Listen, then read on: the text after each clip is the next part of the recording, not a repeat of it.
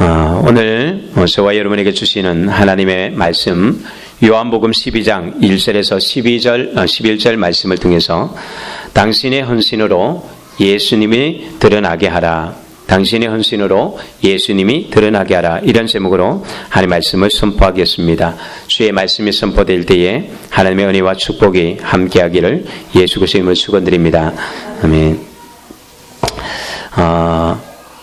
오늘 이 말씀에는 이제 예수님께서 다시 베다니로 오시는 장면이 나옵니다. 그래서 와서 잔치하는 장면이 나오는데 이 이야기를 우리가 더 알려면 바로 11장의 이야기를 분명히 알아야만 12장이 이해가 되겠죠. 11장에서 어떤 이야기가 있었습니까?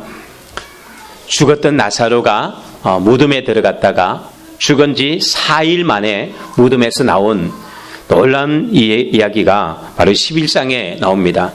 이 일 때문에 많은 사람들이 예수님을 믿게 되어지고 따르게 됩니다. 물론 그런 가운데 어떤 사람들은 오히려 예수님을 죽이겠다고 칼을 갈고 있는 사람들도 있었고 또 그 6월절이라고 많은 사람들이 오기 시작했는데 그때의 사람들도 예수님을 잡으려고 하는 사람들도 꽤나 되었던 것을 봅니다.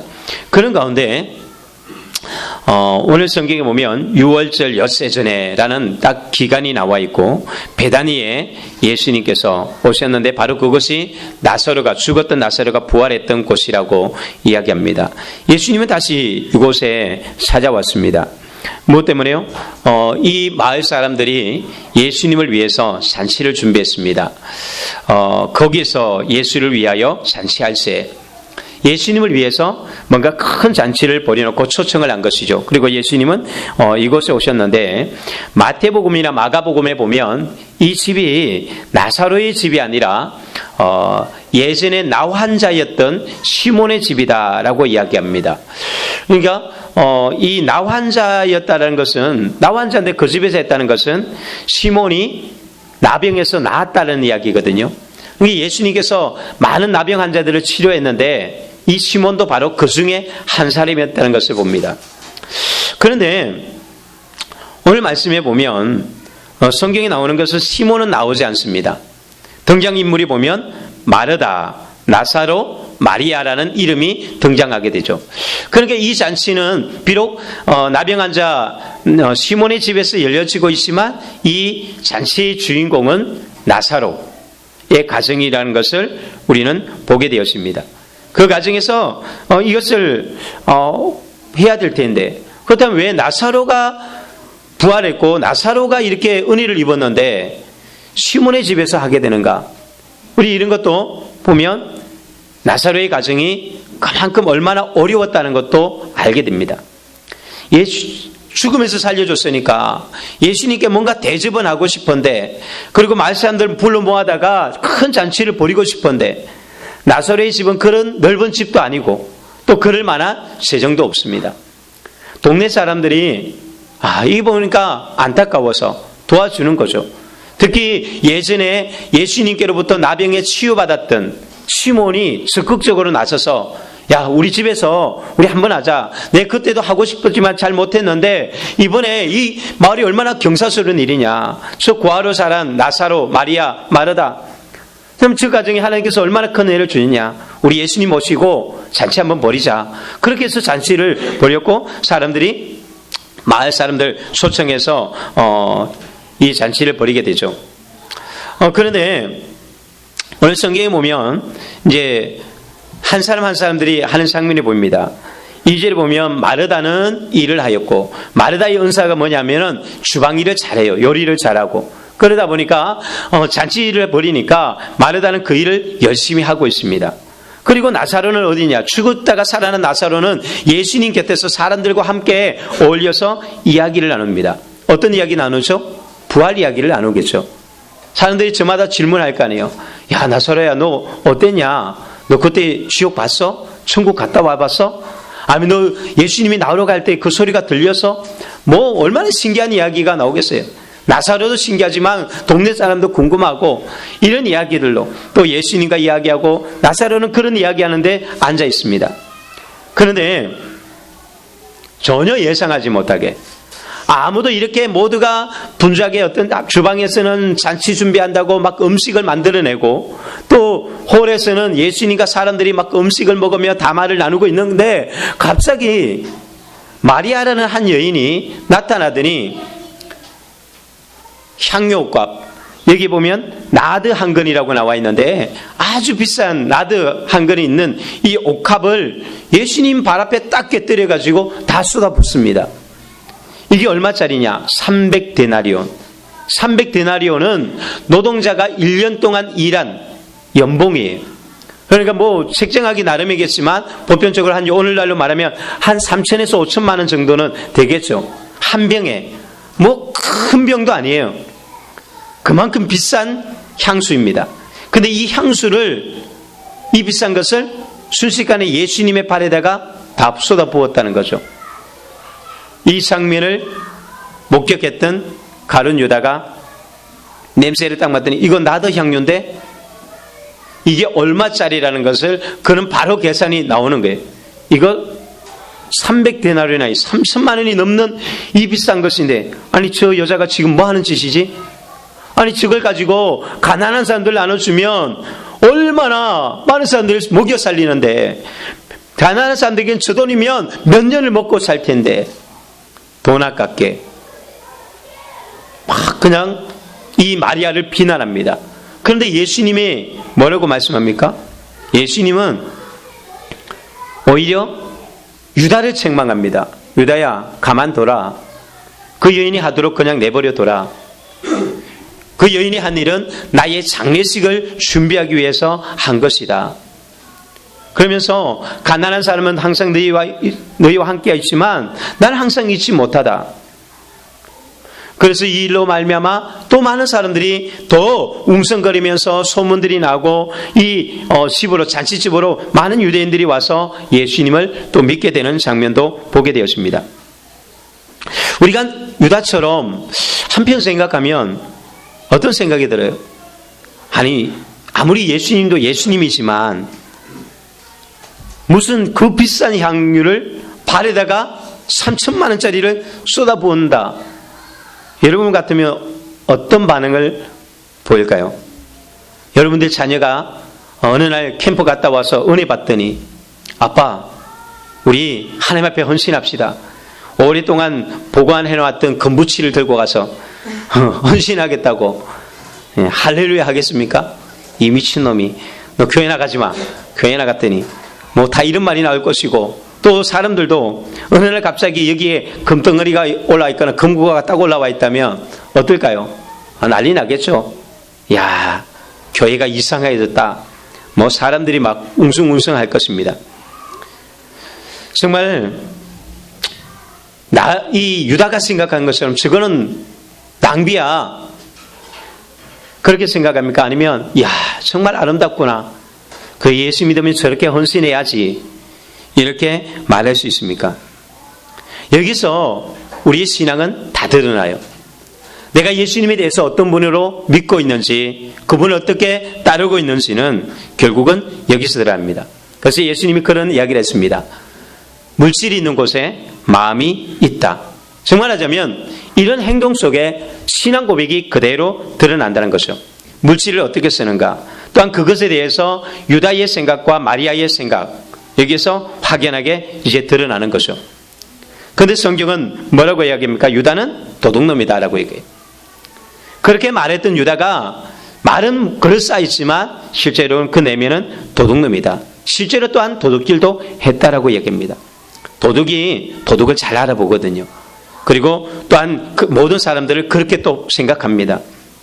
자기가 그렇기 때문에 정상적으로 잘 생각하지 못하는 경향들이 있습니다.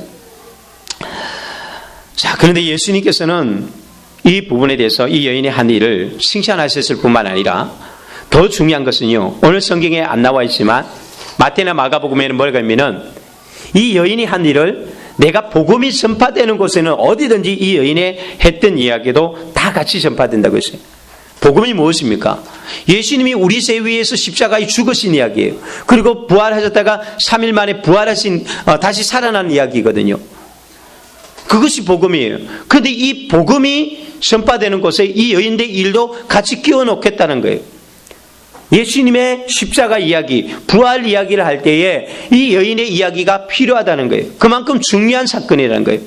가룟 유다는 비난했고 어떤 사람들은 그것을 이상하게 생각할지 모르지만 예수님은 너무나 귀중하게 생각해서 내 십자가의 이야기할 때에 너의 이야기도, 그래서 어디든지 예수님의 이야기가 나가는 곳마다 이 여인의 한 이야기도 함께 나가게 했다는 거죠.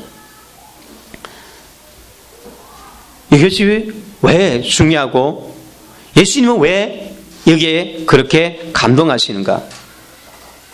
주님께서 귀중히 여기는 것이 정말 무엇인가? 우리는 이것을 찾을 때에 오늘 우리가 드리는 예배든지 헌금이든지 봉사든지 어떤 헌신이든지 이것이 주님이 감동시키는 헌신이 되고 예배가 되어지고 삶이 되어질 수가 있습니다. 오늘 저와 여러분이 바로 이렇게 귀하고 아름다운 헌신을 통하여서 복음이 전파되는 곳마다 저와 여러분들도 그렇게 간증되는 사람이 되기를 예수님으로 축복합니다. 나사로 이야기는 여러분 11장의 나사로 이야기가 얼마나 대단해요. 굉장하잖아요. 죽은 사람이 살아났대요. 그것도 썩은 냄새가 나는 이 나흘이 지난 사람이 살아났대요. 그런데 이상하게 나사로의 이야기는 요한복음 11장에만 나와요. 그런데 이 마리아의 이야기는 마태복음, 마가복음, 요한복음에 나와요. 누가복음에는 조금 다른 사람의 이야기로 나오지만 비슷한 이야기가 누가복음에도 나오긴 합니다. 무엇이 그렇게 소중할까? 심지어는요, 예수님께서 이 베다니 마을로 오셨다고 이야기하잖아요. 베다니가 어떤 곳이에요? 나사로가 다시 살아나는 곳이기도 하지만 11장의 끝에 보면 사람들이 예수님을 잡아서 죽이려고 하는 곳이 바로 그 장소예요. 그런데 예수님께서 그곳에 가셨다는 거예요. 왜요? 이 여인 때문에. 그곳에 가신 이유가 여기 있다는 거죠. 죽음을 불사하고도 그 여인을 만나기를 원하는 이유. 하나님께서 그렇게 그것에 대해서 소중하게 여기는 그 헌신이 무엇인가? 우리가 가장 귀한 헌신, 첫 번째로는요, 가장 귀한 것을 드리는 것입니다.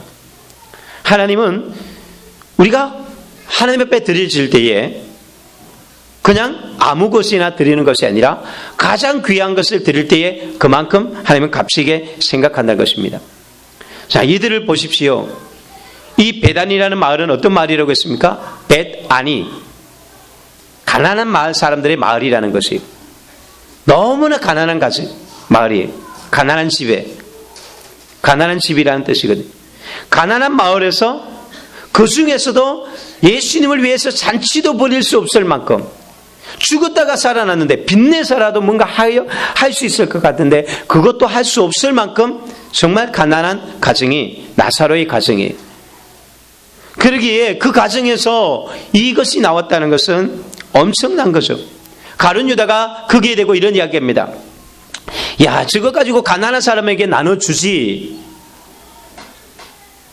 가룟 유다는 어떤 생각을 한 거예요? 돈도 많다. 아유, 돈이 쓸 데가 없어서 저런 데 쓰고 있구나. 그건 오해인 거죠. 사람들은 오해할 때가 있습니다. 뭔가 교회에다가 뭘 헌금하면 돈이 많아서 한다고 생각해요. 또 예배 생활하고 기도 생활하면 아유, 정말 할 일 없는 사람, 시간 많으니까 나는 돈도 없고 나는 시간도 없고 나는 형편도 안 되고 그래서 나는 못하지만 아유, 저런 사람들은 뭐 시간이 많으니까 돈이 많으니까 저렇게 헌금 생활하고 돈이 많으니까 그렇지만 그렇습니까? 아니에요. 가룟 유다는 그런 생각으로 판단했습니다. 형편도 알지 못하고 그들이 얼마나 어려운데 그런데 그 헌신을 모르니까 이런 생각으로 하는 것이죠. 그런데 우리가 한 가지 오해하지 말아야 되는 것입니다. 아니, 그렇게 가난하다면서 300데나리온이 되는 이 옥합은 어디서 난 거야? 어떻게 그게 있어? 라고 말할지 모르지만 이스라엘 풍습이 있습니다.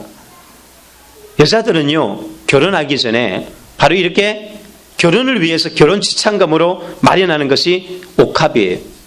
그걸 가지고 결혼을 하는 거예요.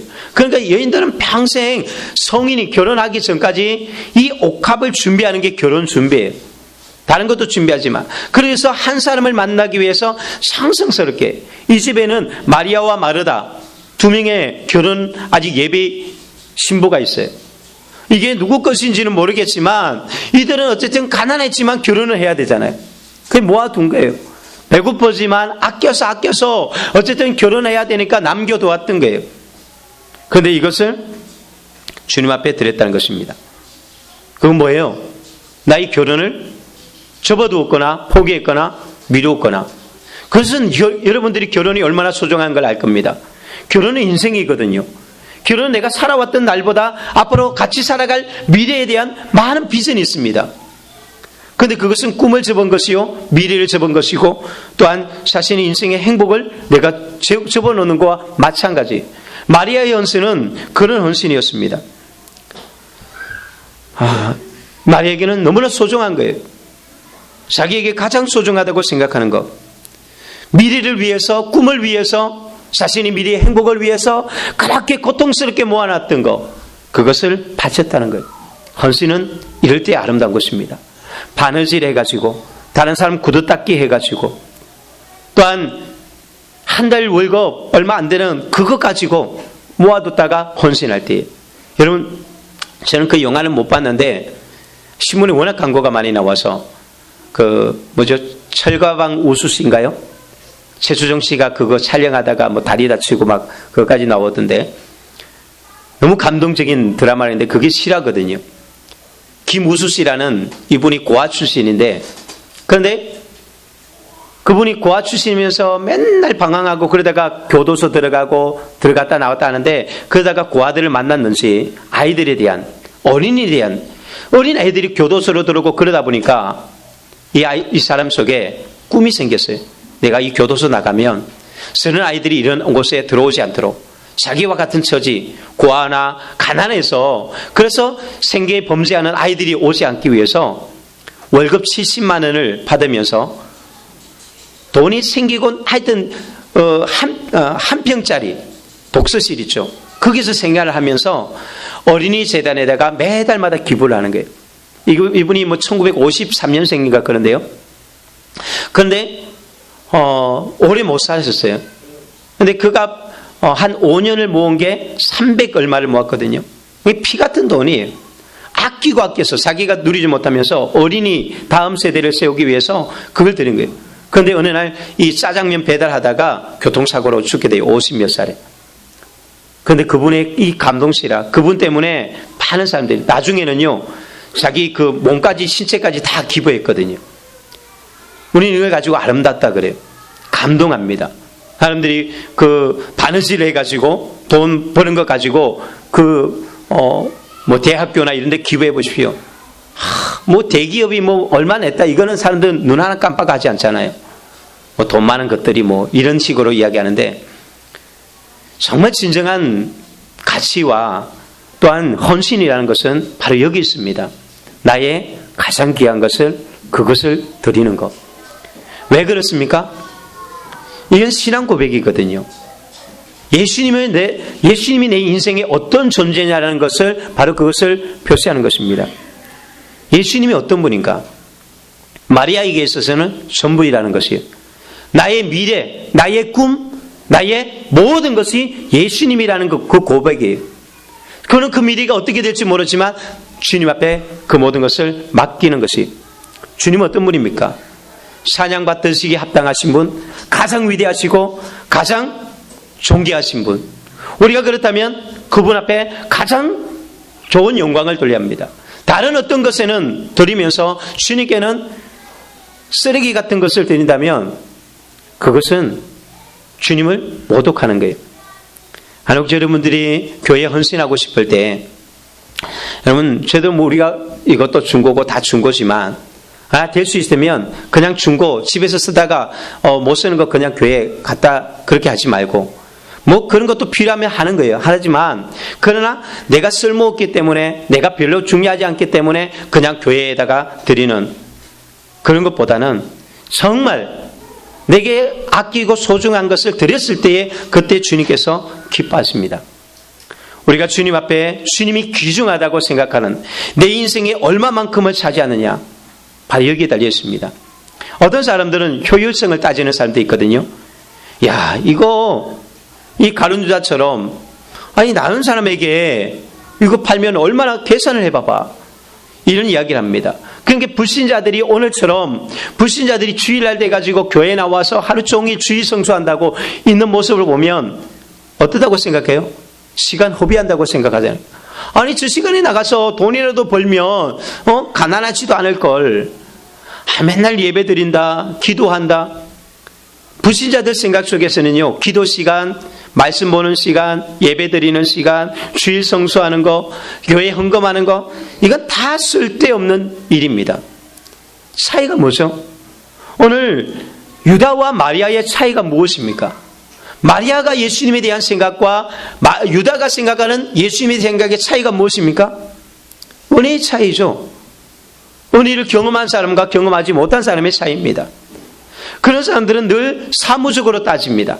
이성적으로, 합리적으로, 실용주의적으로 이야기합니다. 그러나요, 은혜를 받은 사람은 이것을 뛰어넘어요. 사랑하면 진정한 사랑은요, 효율성을 따지지 않습니다. 비효율적입니다. 낭비처럼 보일수록 그것은 진짜 사랑입니다. 진정한 사랑은 계산하거나 따지지 않거든요. 쓸데없는 것처럼 보여지는 것이 진정한 사랑이에요. 사랑한다고 하면서 계산하고 모든 계산기 두들기고 있으면 아직 고려해봐야 되는 부분들이 많겠죠. 쓸데없는 것처럼 보이는 거예요. 여러분들 그렇게 프로포즈 해보시는지 모르겠지만 저도 안 해봤지만 그런 드라마나 이런 데 보면 프로포즈 한다고 한 강당 빌려가지고 뭐 수백 개 초에다가 막 불 붙이고 거기다가 막 장미꽃 이렇게 다 그 좋은 꽃을 바닥에 뿌려놓고 그 사람들이 보면 뭐라 그럴까요? 저 시잘데없는 짓을 저 돈을 가지고 뭘 하지? 저 시간에 공부나 하지? 아유 젊은 것들이 요즘에 돈이 남아도니까 왜 그럴까요? 내가 좋아하는 사람이 아니잖아요. 남의 일이니까 그런 거예요. 내가 좋아하는 사람에게는요 전혀 그게 아깝지 않아요. 아니 내가 좋아하는 사람에게 그렇게 하고도 내가 뭐 더 좋아했으면 너 뭐 해줄까? 어떻게 해줄까? 사랑하면요 해주고도 아쉬움이 남는 게 사랑이에요. 그게 은혜 받은 사람이에요. 관계가 있는 사람들이. 관계가 없으면 다 시잘데기 없는 이야기예요. 쓸모없는 일처럼 여겨지는 것입니다. 그게 유다와 마리아의 차이라는 거죠. 은혜를 경험한 사람과 경험하지 않은 사람. 여기 보십시오. 자, 여기에서 가장 발끈할 사람이 누구였죠? 누가 제일 여기에 민감하게 반응할까요? 마르다입니다. 왜냐하면 마르다가 언니니까 먼저 결혼할 가능성이 높잖아요. 내가 결혼하려고 저거 모아놓은 건데 막 화가 날 수 있어요. 그런데 마르다는 침묵해요. 옛날에는 안 그랬거든요. 마르다가 옛날에는 막 어떠냐면은 뭐 마리아가 조금만 마음에 안 들어도 예수님 제 보세요. 제가 지금 생각이 없습니다. 예수님 모셔놓고 저 앞에 제가 앉아있다고 막 불평을 써내게 마르다예요. 그런데 침묵합니다. 왜? 은혜를 경험했거든. 또 나사로는 어떨까요? 나사로가 생각하면 야 내가 다시 무덤에 들어가야 되겠다. 우리 어떻게 먹고 살라고 그거 다 그렇게 놓으면 내가 지금 뼈 빠지게 모아놨는데 너희들 결혼시키려면 네가 또 고생해야 되는데 나 무덤에 들어갈란다. 이렇게 해야 될 거 아니에요. 그러나 은혜를 맛본 사람은 틀린 거예요. 괜히 그 누가 나서는 거예요? 시잘데기 없는 가룟 유다가 나서는 거예요. 남의 일이 간섭하는 사람도 있어요. 왜 그걸 그러느냐? 남의 일에 대해서 남의 일에 더 흥분하는 사람도 있어요. 그런 사람들의 특징이 뭘까요? 욕심이 있는 사람들. 저거 내 것이 됐으면 저거 내 거라면 막 자기가 괜히 아까워하는 거예요. 욕심이 많게 되거든요. 이 가룟 유다처럼 도둑놈은 그런 생각을 가지는 거예요. 남들이 헌신하면, 남들이 헌금하면, 남들이 뭐 하면 이걸 가지고 막 효율성을 따지고 이성을 따지고 하는 사람들이 있습니다. 그러나 아직 그 은혜 안에 내가 직접적인 당사자가 되지 못할 때 그런 거예요. 하나님은요 정말 어려운 가운데 드렸기 때문에 더 귀하고요, 또 힘든 가운데 드렸기 때문에 우리가 새벽기도가 소중한 것은 그래요. 새벽기도 헌신하는 것이 뭐 와서 졸기도 하고 그래도 왜 소중해요? 새벽기도 드리려면 헌신 없이는 안 되거든요. 새벽기도 안 드리면 12시에 자도 괜찮고요, 2시에 자도 그냥 할만해요. 근데 새벽기도 나오려니까 일찍 자야 돼요. 근데 직장생활하는 사람들, 여러분들이 직장생활을 알지만 일찍 자보려고 해보십시오. 하루 종일 직장생활이 저녁에 와서 좀 쉬려고 하는데 내일 새벽 예배 나가야 되니까 일찍 잔다고 하니까 시간이 얼마나 그래요. 인생 다 뺏기는 것 같거든요. 그래서 그 시간에 뭐도 하고 싶고 내 개인적인 뭔가를 해야 되는 건데, 그런데 이걸 포기하지 않으면 어려운 거예요. 새벽기도 나오려니까 이런 것들 다 포기해야 돼요. 저녁에 나의 자유 시간들을. 그래서 새벽은 소중한 것입니다. 예수님께서 가부에 두렵던 이야기가 나오잖아요. 예수님도 참 때로는 이렇게 황당한 경우가 있어요. 여러분들이 저기 들어오면서 헌금하시는 분도 있지만, 헌금함 옆에 딱 의자 놓고 앉아가지고 사람들이 헌금하는 걸 다 쳐다보고 있는 거예요. 너는 10,000원 냈구나. 너는 얼마. 정말 예수님이 저 자리에 앉아 계시다면 참 그렇겠죠. 그런데 예수님은 그걸 보고 계세요. 사람들이 다 지나가는데 한 여인이 정말 예수님이 안 계셨으면 좋겠는데 동전 2개를 딱 집어놨는데, 이 동전 2개가 최소 단위 2렙돈, 20원, 200원 헌금을 하는데 이걸 드린 거예요. 그런데 예수님 말해요. 자, 여러분 보십시오. 이 여자가 제일 헌금을 많이 했습니다. 2렙돈 냈습니다. 2렙돈. 여러분 어떨까요? 자존심에게서 나가겠죠. 그러나 예수님이 이 여인을 놀리기 위한 게 아니에요. 사람들에게 뭐가 진정한 헌신인지 이야기하고 있습니다. 이 여인은 자기 전 재산을 드렸다. 이게 가장 소중한 것이다. 물론 주님께서 여러분들에게 전 재산 바치라고 이야기하는 게 아니에요. 재산을 돈을 많이 내기 때문에 헌신한 게 아니에요.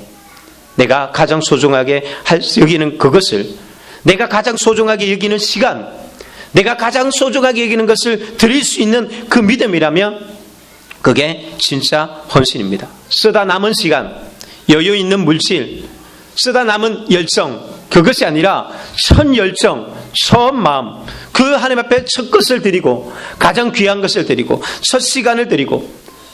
여러분 11시가 왜 11시인지 아세요? 사람들이 11시가 제일 좋은 시간이거든요. 그래서 이 시간에 다른 것 하지 않고 드리는 거 쉽지 않은 거예요. 우리가 주님 앞에 헌신하는 사람들, 셀 리더들을 아침 7시에 또 나오잖아요. 7시에 나오려면 적어도 6시 반 전에는 일어나서 그리고 또 옷을 같이 입고 나와서 예배 드리고, 그리고 또 준비하다가 또 10시 되면 또 여기 와서 미리 와서 안내하고 봉사하고 섬기잖아요. 쉬운 것이 아닙니다. 그래서 그 헌신이 값지게 여겨지는 것입니다. 오늘 저와 저는 이런 나의 가장 귀하다고 생각하는 그것을 주님께 드릴 수 있는 믿음이 되기를 원합니다.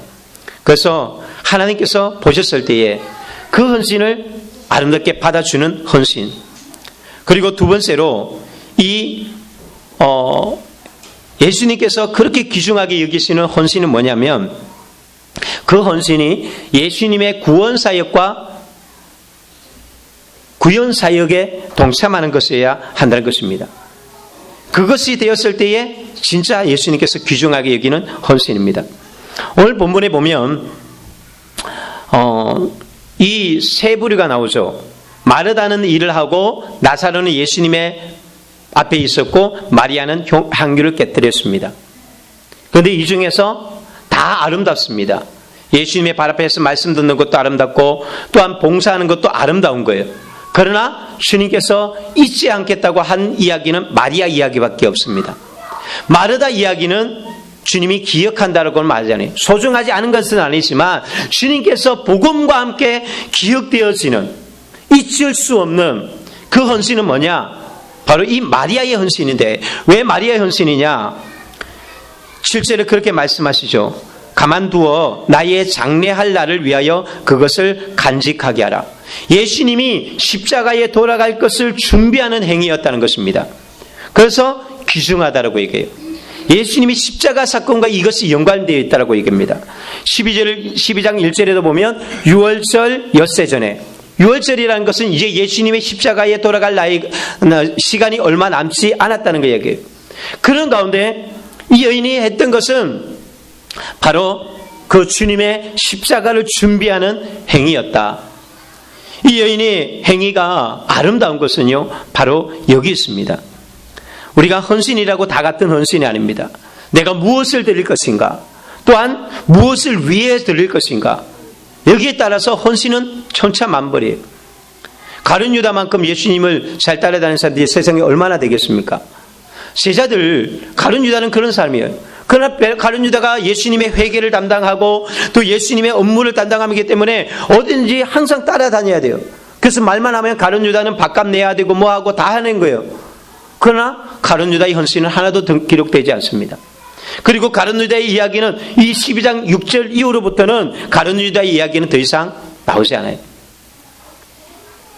그런 또한 여기에 마르다의 이야기, 마르다가 그렇게 땀 흘려서 부엌에서 열심히 일했지만 그런데 예수님은 거기에 대해서 칭찬하는 것이 없습니다. 물론 쓸데없는 것은 아닙니다. 필요한 것이지만 정말 하나님이 기뻐하는 헌신은요, 복음과 연결돼야 돼요. 구원의 사건, 영혼을 살리는 것, 바로 그 일을 하나님이 귀중하게 하는 거예요. 나의 헌신을 통해서 그것 때문에 누군가가 살아나고, 나의 헌신을 통해서 내가 그것이 헌금을 드렸든지 봉사를 했든지 예배를 드렸든지 기도를 했든지 그것이 주님의 구원사역, 복음사역, 구속사 사역에 쓰임받는 그것 때에 그것은 귀중한 것이 돼요. 아무나 봉사만이 봉사왕이 된다고 하나님이 영광 받으시는 것도 아니에요. 그 일을 통해서 어떻게 해야 돼요? 예수님이 드러나는 것이죠. 예수님이 십자가 사건과 그 구원의 사건이 드러나게 하는 헌신이 아름다운 헌신한 것입니다. 공부한 학생들이지만 공부를 통해서 뭐를 위해서요? 하나님의 영광을 위해서. 돈을 벌어도 하나님의 영광을 위해서. 무엇을 하든지 하나님의 영광을 위한 헌신일 때에 주님은 그것을 귀중하게 여기시고, 바로 그것이 크든지 작든지 바로 그것을 통해서 하나님의 나라를 이루어 가신다는 것입니다. 그러면 우리가 이러면 어떻게 해야 될까요? 하나님의 기회를 잡아야 돼요. 하나님의 기회가 있습니다. 예수님은 말합니다. 18절에 가난한 자들은 항상 너희와 함께 있거니와 나는 항상 있지 않다. 우리가 여기 보면 두 가지 교회의 일이 있죠. 가난한 사람들을 위해서, 그리고 예수님을 위해서. 이 두 가지 일, 이걸 간단하게 말하면 구세와 복음 사역이에요. 교회는 지금까지 이 두 사역을 항상 해왔습니다. 한국교회가 가장 크게 하는 게 뭐예요? 구제 사역 아닙니까? 이 땅의 70%를 거의 한국교회가 담당하고 있다 그러잖아요. 교회는 계속해야 합니다. 가난한 사람을 돕는 것은 항상 있다고 했습니다. 언제라도 도와야 되고 언제라도 또 할 수 있는 일입니다. 그러나 주님의 구속사역은요, 언제나 기회가 주어지는 것이 아니라고 이야기합니다. 주님의 일을 하는데 그것을 위한 하나님의 시간이 있다고 하는 거예요. 하나님의 타이밍, 그걸 잡아야 돼요. 그렇죠. 말하자면 우리가 헌신을 이렇게 하는 사람이 있습니다. 내가 하고 싶은 때, 내가 하고 싶은 만큼. 성경은 그게 아니라는 거예요.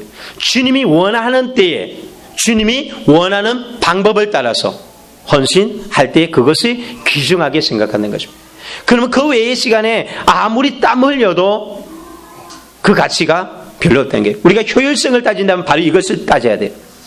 그냥 얼마짜리를 들느냐가 문제가 아니라 무엇을 위해서 했느냐가 중요한 거예요. 어디에다가 투자할 것인가, 무엇을 위해서 내가 살아갈 것인가, 이게 효율성을 따져야 되는 문제거든요.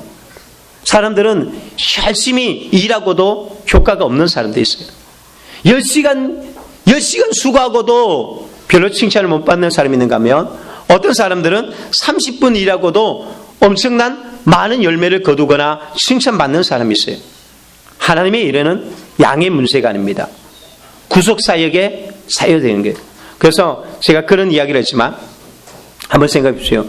마트에 갔는데, 마트에 가면 그 카트가 있잖아요. 100원짜리 동전 넣어가지고 이렇게 하는 거. 그런데 어떤 사람이 동전이 없어서 발을 동동 구르고 뭘 어떻게 해야 될까 할 때 옆에서 돈 100원짜리를 딱 넣어줬다고 생각해 보세요. 그런데 그것이 계기가 되어서 그 사람과 연결되고 그 사람과 복음을 나누게 되고 그 사람이 교회에 나오게 됐다면 100원짜리는 이건 몇 억짜리하고 비교가 되지 않는 거예요. 그러니까 어떤 사람들은 돈을 많이 투자하고도 없는 것이 있는 사람인가 하면, 어떤 사람은 조금밖에 투자 안 했는데 엄청난 복을 받는 사람이 있어요. 이거는 바로 여기에 효율성의 문제예요. 언제 헌신하느냐, 어떻게 헌신하는가, 무엇을 위해서 내가 돈과 시간을 쓸 것인가. 우리가 제대로 쓰지 않으면요, 인생은 낭비해버리는 거예요. 돈도 낭비해버리고, 그리고는 나는 이렇게 하고 뭐야, 왜 저 사람은 저렇게 잘 되고 저 사람은 왜 복을 받죠? 타이밍이에요. 어디에 쓸 것인가, 무엇을 위해서. 사람들은 대부분 무엇을 쓰겠습니까? 자기의 명예를 위해서 쓰거든요. 자기 욕심을 위해서 쓰는 경우들이 많습니다. 그러나 진짜는요, 내가 시간 날 때, 내가 하고 싶을 때가 아니라 주님이 원하시는 그때를 우리가 잡아야 돼요. 나는 너에게 지금 필요하다. 나는 너희의 젊음을 원하고, 나는 너희의 그것을 원한다. 나중에 네가 잘 돼가지고 부자 돼가지고 어떤가 하는 거 그게 아니라 지금의 네가 필요하다. 하나님께서 필요할 때 올 때 그게 가치가 있잖아요. 뭐든지 그런 것 아닙니까? 목마른 사람에게는 생수가 세상에 은쟁반의 금사가와 같다라고 얘기해요. 그만큼 귀중하네요. 사망에서 목말라 죽어가는 사람에게 석유가 필요하겠습니까? 금이 필요하겠습니까? 한 그릇 냉수가 오히려 그것은 금보다 은보다 귀중한 것이 됩니다. 가치는 여기서 결정되는 것이잖아요. 무엇을 위해서 할 것인가? 그러기 위해서는 어떻게 하는가? 어떻게 이 여인은 이걸 잡았는가? 오늘 성경에 보면 예수님이 그런 이야기입니다. 예수님께서 7절에 보면 나의 장례할 날을 위하여 그것을 간직하게 하라고 나오는데, 이 간직하다라는 이 단어, 이게 뭐냐면 이 여인은 주님을 위해서 준비해 왔다라고 이야기합니다. 주님을 위해서 그가 준비해 왔다. 그래서 이 기회를 잡을 수 있는 거예요. 기회는 누구에게 주어집니까? 준비된 사람에게 주어지는 것입니다. 원하는 사람에게 주어지는 것이 아니라 그 기회를 위해서 준비해 두는 사람. 그래서 우리는 이런 기회를 준비해 놔야 합니다. 주님의 영광을 위해서 다듬고 훈련되어서 가야 합니다. 학생들이 열심히 공부해 놔야 되고요. 그리고 또 돈 벌 수 있는 사람들 열심히 보십시오. 언젠가 그것이 하나님 앞에 정말 필요할 때, 그때 이때를 위해서 쓰고자 하기 위해서 우리는 최선을 다해야 합니다. 그때 하나님께서 쓰려고 할 때에, 그때 하나님이 원하실 때에 기꺼이 드리십시오. 재정을 하든지 재능을 하든지 또 내 몸이든지 주님이 필요할 때에 기꺼이 드릴 때 그때 역사가 일어납니다. 세 번째로, 그래서 주를 위한 이런 헌신에는 믿음의 역사가 일어난다는 것입니다. 오늘 이 여인의 한 헌신으로 말미암아 9절에 보면 유대인의 큰 무리가 예수께서 여기 계신 줄 알고 왔다라고 이야기합니다. 왜 유대인들이 왔을까요? 예수님이 여기 계신지 어떻게 할까요? 웅성웅성하고 떠들썩하니까 그렇겠죠. 사람들이 몰려옵니다. 그것보다 또 한 가지 11절에 보면 나사로 때문에 많은 유대인이 가서 예수를 믿음이르라. 누구 때문에요? 나사로 때문에. 나사로 때문에. 나사로가 무슨 일을 했죠? 희생했죠. 무덤에 들어갔습니다. 그것도 자기 몸이 썩어질 지경까지 갔습니다. 그냥 죽은 게 아니라 완전히 썩어져 문드러질 만큼 죽은 거예요. 그런데 나사로의 이런 희생, 그때야 알게 되겠죠. 왜 주님께서 그때 오시지 않았는지, 왜 나를 그렇게 고통스럽게 하셨는지 그때야 발견한 거예요. 나사로가 죽으니까 무덤에 내려갔더니 많은 사람들이 예수님을 믿게 되었다. 이게 복음이에요. 내가 죽으니까, 내가 희생했더니, 내가 헌신했더니 여기에 뭐가 따르냐? 믿음의 역사가 따르는 거예요. 많은 유대인들이 가서 예수님을 믿었다고 해요. 온전한 헌신에는, 진실한 헌신에는요, 그것이 100원이든지 1000원이든지, 아니 30분이든지 1시간이든지 주님 앞에 드려지는 온전한 헌신에는요, 뭐가 있느냐? 영혼들이 살아나는 거예요. 이적이 일어나고 믿음의 역사가 막 일어나기 시작합니다. 하나의 미랄이 땅에 떨어져 죽지 않으면 하나를 그대로 있지만 죽으면 많은 열매를 맺는다고 했습니다. 주님 앞에 내가 하나의 미랄이 되어서 썩어져 죽으면 죽는 것이 아니라 오히려 더 귀중한 열매로, 더 풍성한 열매로 맺게 하신다는 것이 성경의 이야기입니다. 여러분들이 헌신, 여러분들이 주님을 향한 열정, 이것이 있을 때에 기적은 일어납니다.